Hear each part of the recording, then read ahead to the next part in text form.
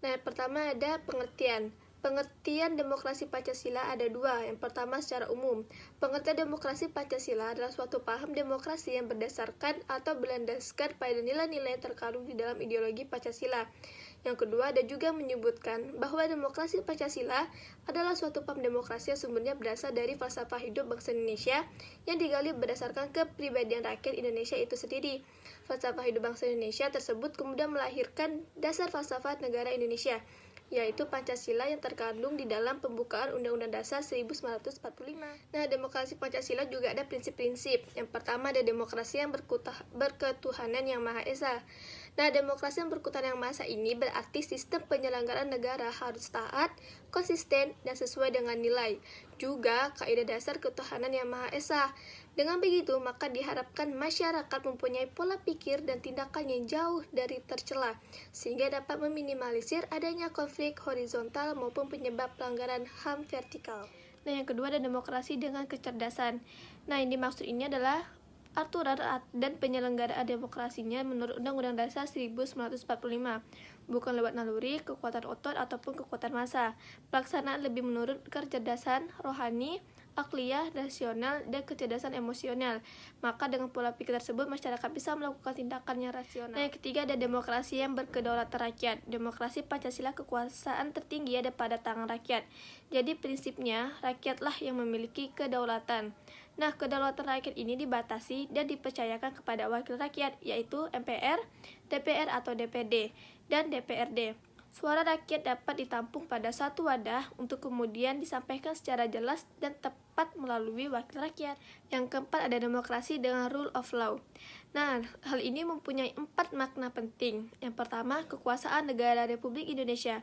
Itu harus mengandung, melindungi, serta mengembangkan kebenaran hukum, legal truth. Bukan demokrasi ugal-ugalan, demokrasi dagelan, atau demokrasi manipulatif. Yang kedua ada kekuasaan negara itu memberikan keadilan hukum atau legal justice, bukan demokrasi yang terbatas pada keadilan formal dan pura-pura. Yang ketiga ada kekuasaan negara itu menjamin kepastian hukum atau legal security, bukan demokrasi yang memberikan kesemrawutan atau anarki. Nah, yang keempat, kekuasaan negara itu mengembangkan manfaat atau kepentingan hukum atau legal interest, seperti kedamaian dan pembangunan, bukan demokrasi yang justru mempularkan fitnah dan hujatan atau menciptakan perpecahan, permusuhan, dan kerusakan. Demokrasi dengan pemisahan kekuasaan negara. Demokrasi Pancasila menurut Undang-Undang Dasar 1945 mengalami pembagian dan pemisahan kekuasaan dengan sistem pengawasan dan keseimbangan. Hal ini dilakukan untuk menghindari penyelewengan kekuasaan yang bisa mengakibatkan kerugian pada pemerintah dan juga rakyat. 6. Demokrasi dengan hak asasi manusia. Prinsip yang keenam ini berarti demokrasi berdasarkan Undang-Undang Dasar 1945, di mana mengakui HAM dengan tujuan bukan hanya menghormati hak tersebut, namun juga meningkatkan martabat dan derajat manusia seutuhnya. HAM bersifat universal dan dimiliki oleh seluruh lapisan masyarakat di dunia. 7. Demokrasi dengan pengadilan yang merdeka. Demokrasi Pancasila berarti menghendaki diberlakukannya sistem pengadilan yang independen atau merdeka, dengan memberi kesempatan seluasnya kepada pihak yang berkepentingan untuk mencari dan menemukan hukum yang paling adil. Semua pihak juga mempunyai hak yang sama untuk mengajukan pertimbangan, dalil, fakta, saksi, alat bukti, dan petitumnya. Pengadilan di Indonesia bersifat bebas, artinya tidak memihak manapun atau bersifat netral, memberikan sanksi hukuman tanpa melihat status sosial, ekonomi, dan popularitas individu yang menjalani proses hukum. 8. Demokrasi dengan otonomi daerah. Prinsip yang ke-8 ini berarti demokrasi Pancasila dijalankan dengan prinsip otonomi di mana pemerintahan membentuk daerah-daerah otonom pada provinsi dan kabupaten atau kota. Tujuannya adalah supaya bisa mengatur dan menyelenggarakan urusan-urusan pemerintah sebagai urusan rumah tangganya sendiri yang diserahkan oleh pemerintah pusat. Hal tersebut berfungsi untuk menggali potensi dan memanfaatkan sebagai instrumen untuk mengembangkan daerahnya. 9. Demokrasi dengan kemakmuran. Prinsip Prinsipnya ialah supaya membangun negara yang makmur oleh dan untuk rakyat Indonesia yang mencakup semua aspek entah hak dan kewajiban, kedaulatan rakyat, pembagian kekuasaan, otonomi daerah maupun keadilan hukum. Hal ini berdampak pada menekannya tingkat konflik agama maupun antar ras menjadi lebih kecil. Yang ke-10, demokrasi yang berkeadilan sosial. Prinsip ini ke-10 berarti demokrasi ini mengwariskan keadilan sosial di antara berbagai kelompok, golong, dan masyarakat. Artinya, semua masyarakat mendapatkan perlakuan yang sama tanpa melihat tingkat sosial maupun golongan ekonomi tertentu. Nah, ada beberapa tambahan berkeadilan sosial. Demokrasi Pancasila menganut demokrasi yang berkeadilan sosial. Pernyataan ini berarti bahwa demokrasi di Indonesia mengedepankan keadilan untuk seluruh masyarakat Indonesia tanpa terkecuali dan tidak memihak pada kelompok atau golongan tertentu. Pelaksanaan demokrasi yang berkeadilan sosial berdasarkan pada sila keempat Pancasila diterapkan dalam kehidupan berbangsa dan bernegara ini. Nah, kebenaran hukum atau legal truth mempunyai makna bahwa kekuasaan terdapat pada Negara Kesatuan Republik Indonesia atau NKRI setidak-tidaknya harus dapat mengandung, melindungi, dan mengembangkan kebenaran hukum. Pelaksanaan demokrasi tidak dilaksanakan secara tidak serius seperti demokrasi yang terkesan ugal-ugalan, demokrasi yang terkesan bercanda, demokrasi yang terkesan manipulatif. Segala pelaksanaan hasil dari produk demokrasi harus dapat dibuktikan kebenarannya di mata hukum. Jangan sampai setelah kebijakan ditetapkan justru kelemahan yang sering muncul. O dalam SWOT berarti opportunities atau kesempatan. Suatu kebijakan setidak-tidaknya dapat membaca kesempatan yang akan datang pada masa depan terhadap keberlangsungan kebijakan tersebut. T dalam SWOT atau SWOT berarti threats atau ancaman. Dalam menentukan kebijakan, perlu juga melakukan peramalan terhadap ancaman-ancaman yang muncul ketika kebijakan tersebut diberlakukan. 13. Adanya keseimbangan antara hak dan kewajiban. Demokrasi Pancasila menuntut adanya keseimbangan di antara hak dan kewajiban yang dimiliki oleh masyarakat. Pernyataan ini berarti bahwa terdapat keserasian dan keharmonisan antara hak dan kewajiban yang dimiliki seseorang. Sebagai berikut. Dalam demokrasi, masyarakat tidak bisa secara terus-menerus menuntut haknya jika kewajibannya tidak dilakukan secara seimbang. Demikian juga sebaliknya. 13. Kebebasan yang bertanggung jawab. Pelaksanaan demokrasi Pancasila memberikan kebebasan kepada setiap masyarakat untuk berkata dan bertindak sesuai dengan keinginannya. Kebebasan yang diberikan dalam demokrasi Pancasila memungkinkan masyarakat untuk lebih mudah dalam menyampaikan aspirasinya di depan umum tanpa adanya rasa takut. Sebagai berikut, namun kebebasan yang diberikan dalam pelaksanaan demokrasi bukanlah kebebasan yang sebebas-bebasnya tanpa mengenal aturan, melainkan kebebasan yang bertanggung jawab.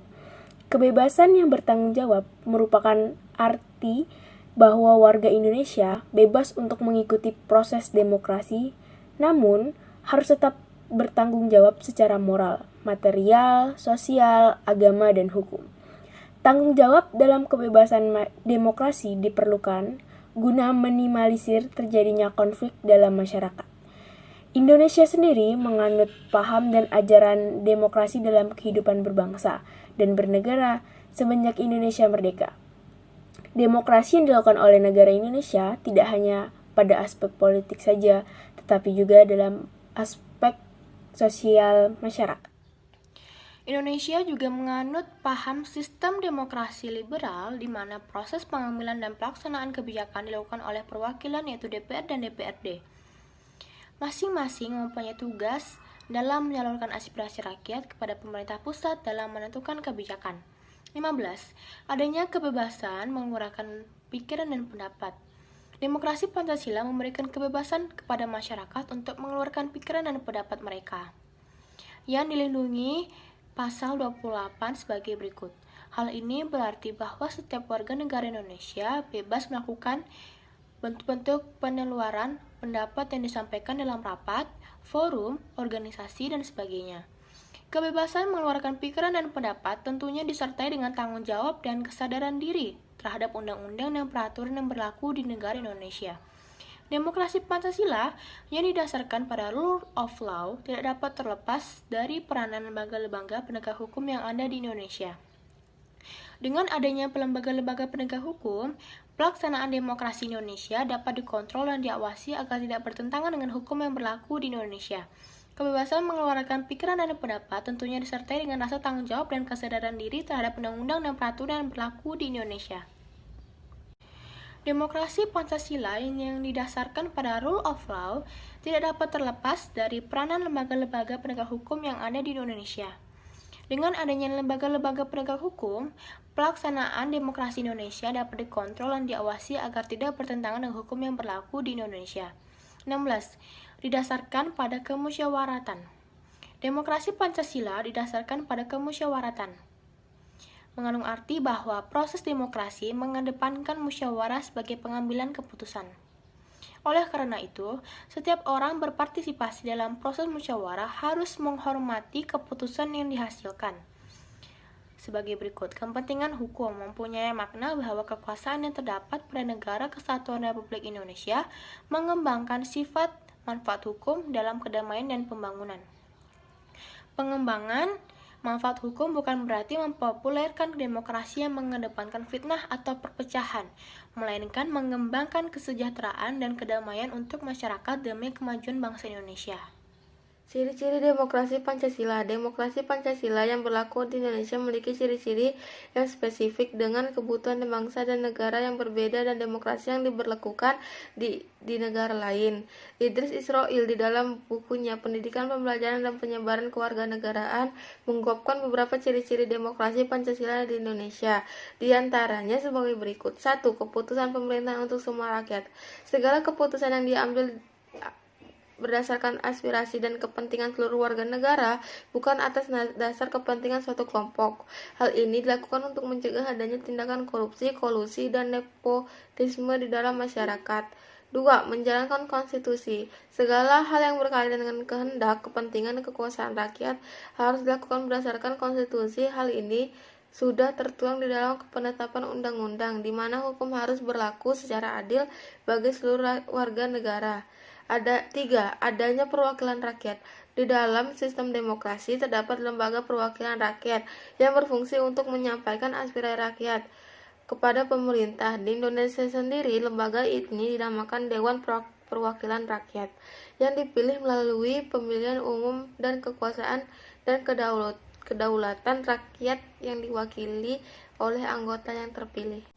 Nah, yang kelima ada kekuatan mayoritas. Perlu kita ketahui bersama, kata mayoritas dalam asas ini tidak diartikan sebagai kelompok atau golongan tertentu yang mempunyai anggota terbanyak dalam sistem demokrasi era reformasi.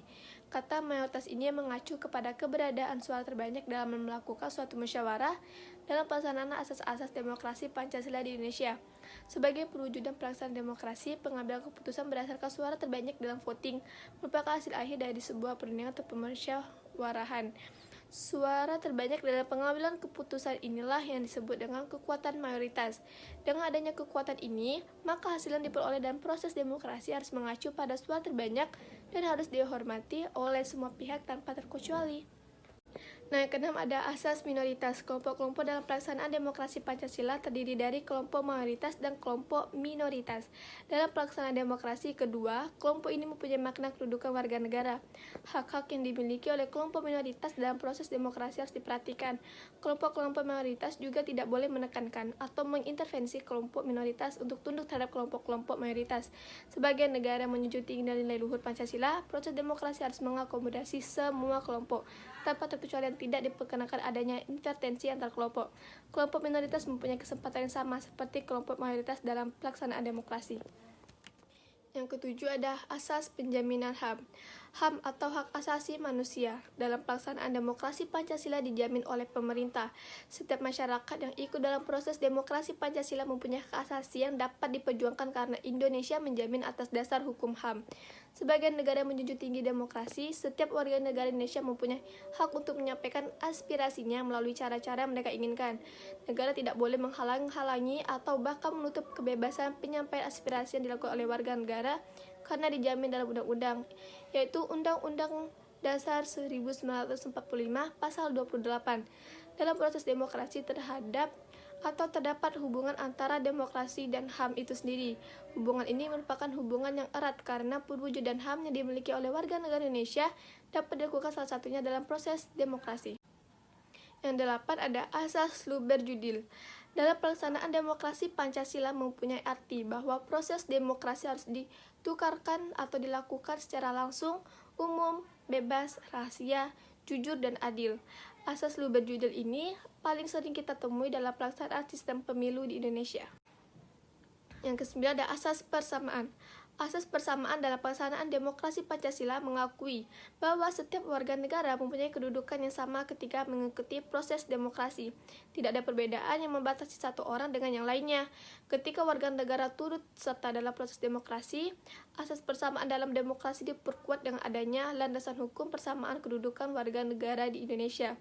Hal ini berarti bahwa tidak boleh ada perlakuan khusus bagi golongan atau kelompok tertentu dalam pelaksanaan demokrasi di Indonesia.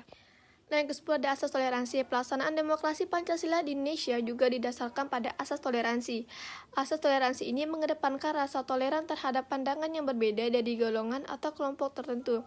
Melalui asas ini, semua perbedaan yang muncul dalam proses demokrasi harus dihargai, agar tidak terjadi konflik dalam masyarakat yang dapat menimbulkan dampak tertentu. Penerapan asas toleransi dalam proses pelaksanaan demokrasi juga merupakan salah satu dari penerapan Pancasila dalam kehidupan bermasyarakat dan bernegara. Fungsi demokrasi Pancasila. Tujuan utama dari sistem demokrasi ini adalah untuk menjamin hak-hak rakyat Indonesia dalam penyelenggaraan negara. Berikut ini adalah beberapa fungsi demokrasi Pancasila secara umum. Yang pertama, memastikan keterlibatan rakyat dalam penyelenggaraan kehidupan bernegara, misalnya ikut memilih dalam pemilu, ikut serta dalam pembangunan, serta menjadi anggota Badan Perwakilan. Yang kedua, memastikan berdirinya dan berjalannya Negara Kesatuan Republik Indonesia. Yang ketiga, memastikan tegaknya Negara Kesatuan Republik Indonesia sesuai dengan sistem konstitusional. Yang keempat, memastikan tegaknya hukum yang berdasarkan Pancasila dan Undang-Undang Dasar 1945. Yang kelima, memastikan terjadinya hubungan yang serasi dan seimbang antar lembaga negara. Yang keenam, memastikan penyelenggaraan pemerintahan yang bertanggung jawab.